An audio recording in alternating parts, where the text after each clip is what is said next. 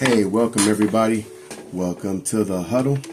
This is your neighborhood warfighter, Manny Stevens, Doc Stevens, Sergeant Stevens, interchangeably that. Welcome to another episode of ProfilePT. Ooh, excuse me. I'm going to catch up on a lot of stuff. These need to be shorter segments because I need to get stuff up. Just life happened, guys. I'm sorry. My fellow warfighters will understand. This episode of ProfilePT is sponsored by water. So,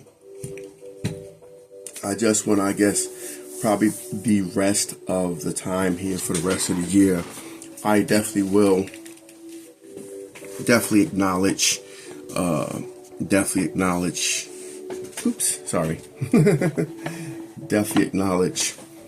what everybody starts thinking about these times of year is being lonely, and those suicides are a big thing. I know that all too well. I am a retired Army mental health sergeant, and I will always be on watch for my guys. I actually got one of my buddies. Shout out to Josiah Green. Thank you for opening up about that, brother. And again, just like I told him, each and every one you have served, I know you have built a coalition, a band of brothers and sisters that you probably love as much as your own family. Do not fight this battle alone. I will co-sign what another fellow warfighter who has his own channel or platform, and about how he felt his final time wearing the uniform, he felt out purpose and stuff like that, and I felt that too, especially once you've given 20 years of your life to do that. It's finding that purpose. So definitely each episode for the rest of this year, I will hone home, guys. Even if you have to reach out to me on my channel, KWAM ProfilePT at YouTube, or you need to reach out to me on my TikTok, which is Alpha Orca, or Orca Doc at Alpha Orca on TikTok, or Ninja Doc 86153 on Instagram, or Ninja Doc 47, or even Orca Pod Global, which is my Facebook profile, professional. Heck, you can go on Emmanuel Stevens and email me too. If you are a veteran, I do not care. Reach out to me. If you don't feel like calling the veteran suicide hotline, which I highly encourage, do not go this alone. Don't feel like if you don't want nobody in your business, guys, reach out to somebody, even if it's reaching out to me. I do not care. I came back in after 9/11 because I was hearing about everything was going on with our veterans. Because I was a Navy crew with the Marines. I was going to go medic. But when I heard about what was going on, I came back in and I decided to become a mental health tech. First it was a mental health specialist, then became behavior science specialist. But I don't regret that. I know that time I retired, I heard a lot more that my Navy and Air Force counterparts were going out to the field, but I know when I went to school in 2007, Army mental health were the only ones going down range. That's probably changed after the drawdown, but I know just like my first few years, I wasn't hearing about anything until maybe, I think it was 2009, 10, where there was an issue that a soldier actually shot up a combat stress detachment in Iraq. So I think some Navy guys, I don't know if it was I never checked because I myself was getting ready for a deployment. So that's a different thing. But overall, that's neither here nor there. Just please, brothers and sisters, do not sit here by yourself. Don't sit here by yourself. Please reach out, call, reach out to me. I will make an effort to reach out back to you. I don't mind. I'm actually doing things to still be a healer. I'm actually a certified sound healer, as well as meditation. Heck, I don't mind meditating with somebody on the phone. We can go through things and call you a messenger. We'll, refocus and do an intention. As well as I'm actually working on becoming a psychedelic facilitator and a Reiki healer and a chromotherapy facilitator. So I am doing all I can to get back into the fight, to not just try to reach back out to my battle buddies, shipmates, devil dogs, airmen, and coasties, and I don't know what Space Force call themselves. Spacemen? I don't know. So I just want to let you guys know that, let you guys and gals know that don't sit here by yourself, just feeling depressed. There's somebody that cares for you. You are very necessary in this world. So yeah.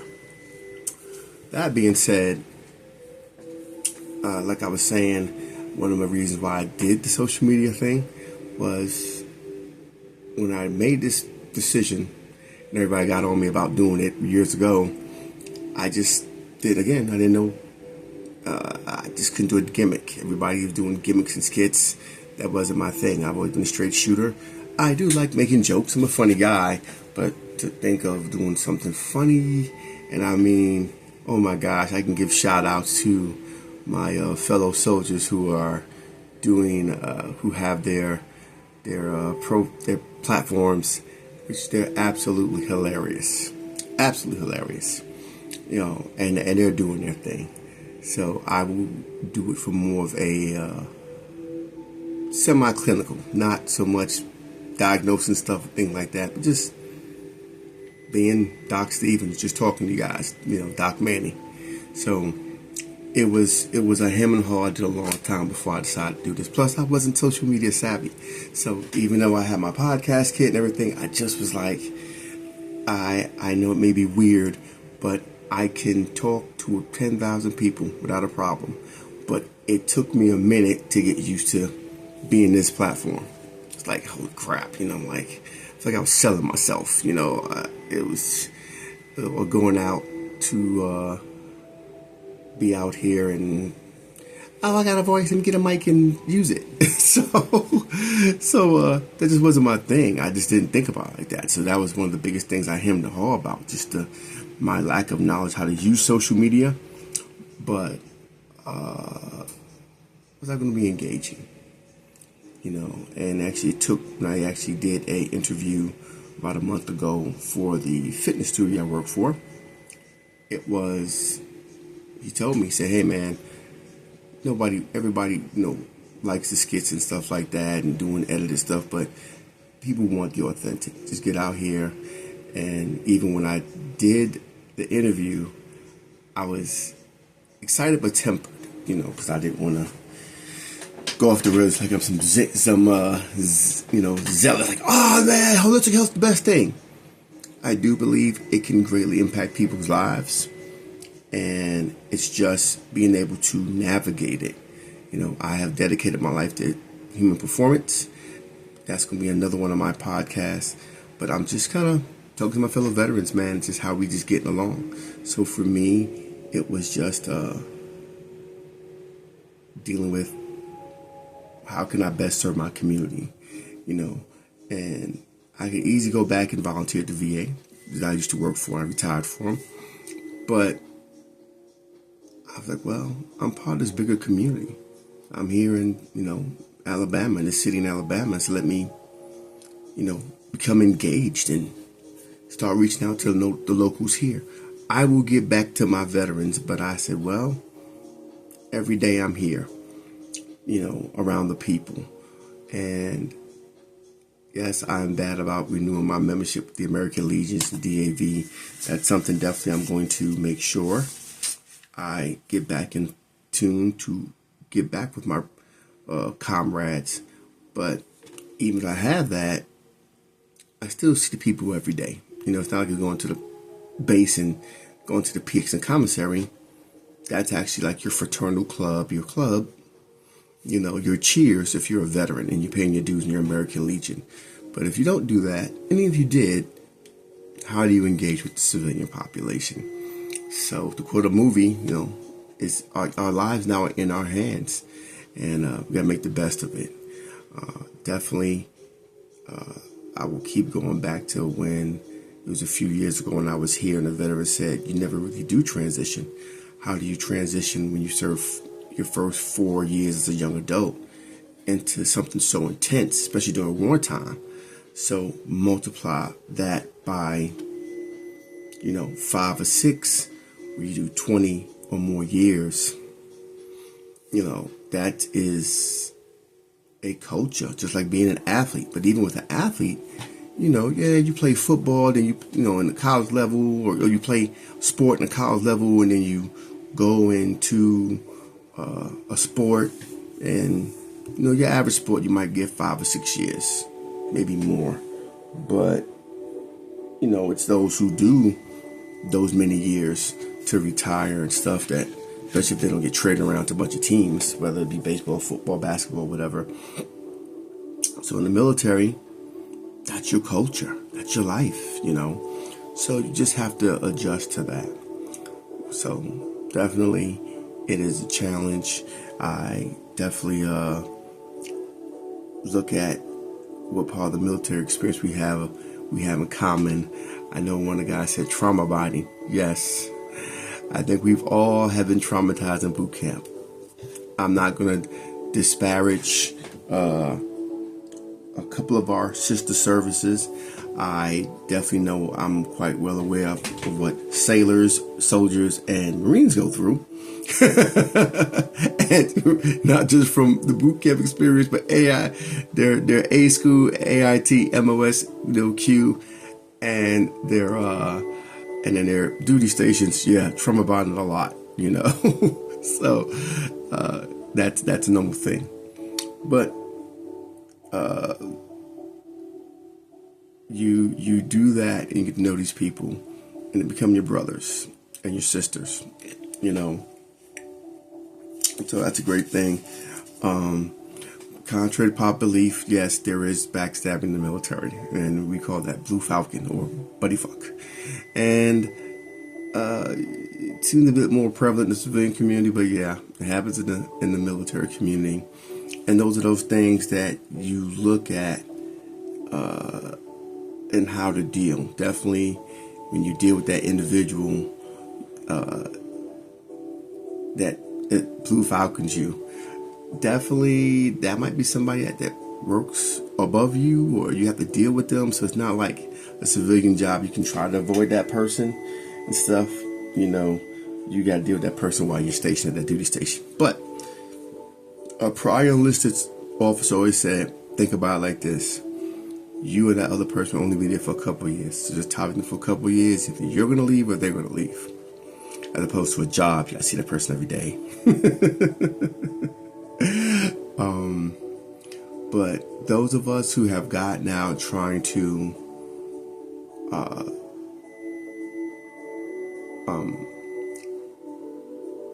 transition or blend in, I say we'll never blend in. I actually recognize a guy who was a soldier. When he came into the bread store, I was buying bread. Literally, by the time he walked in, you know, he just had the look, had his shirt, had the stance and everything. I said, hey, did you serve? Yes, he did. Yeah. You know, told me where he was stationed at. And he probably got out. I don't know if he was injured. Could have been injured. He seemed like he was okay. But he probably got out for his family, you know. Had 2 small ones and his young wife. So he probably said, hey, man, I don't want to be missing time for my family. And that's hard. So, one of the things that we can do when we get out in that purpose, I can tell you again, as a man with a military family, large military family, a lot of them don't know what we go through and our mindset. Even those who are in the military, you know, I think only myself and one cousin actually did jobs in the military where you will see combat up close and be put in danger. And that mindset with being out in the field versus being in an operational environment near conflict or support, it is different. It's just different. You know, it's like the difference between actually being a beat cop and a meter maid. You know, or a community service officer, community resource, something like that.